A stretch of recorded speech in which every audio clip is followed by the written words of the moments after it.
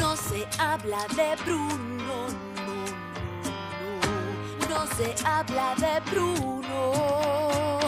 Más, justo en mi boda fue, todo estaba listo con un clima precioso esa vez. Una nube esa vez. Bruno con voz misteriosa habló. Tú cuentas la historia, lo hago yo. Lo siento, mi vida es lo tú. Que pronto lloverá. Que insinuaba. Sabrás que lo tomé muy mal. Abuelas en la sombrilla.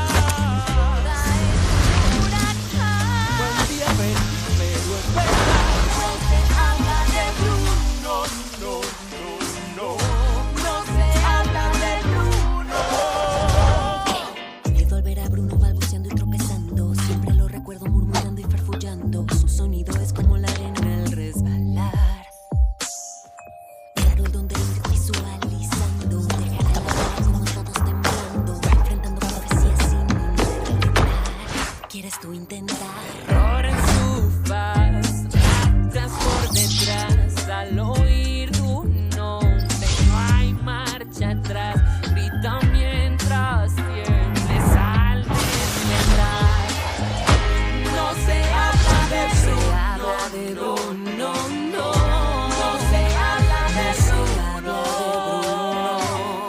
Él dijo mi fe se moriría y Él dijo serás panzón y justo así fue. él dijo que me quedaría sin pelo y mírame bien. Las profecías se cumplen cada vez. Él vio en mí un destino gentil, una vida de ensueños vendrá. Y que así el poder de mi don como uvas va a madurar. Oye, Mariano va a llegar. Vio en mí un amor imposible, pactado al fin.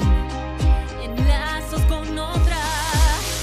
Así lo puedo Hey, tú. oír. De ti ni un sonido saldrá. Yo no puedo ir. Oh, Bruno, sí sobre Bruno. Ya digan lo que sepan de Bruno.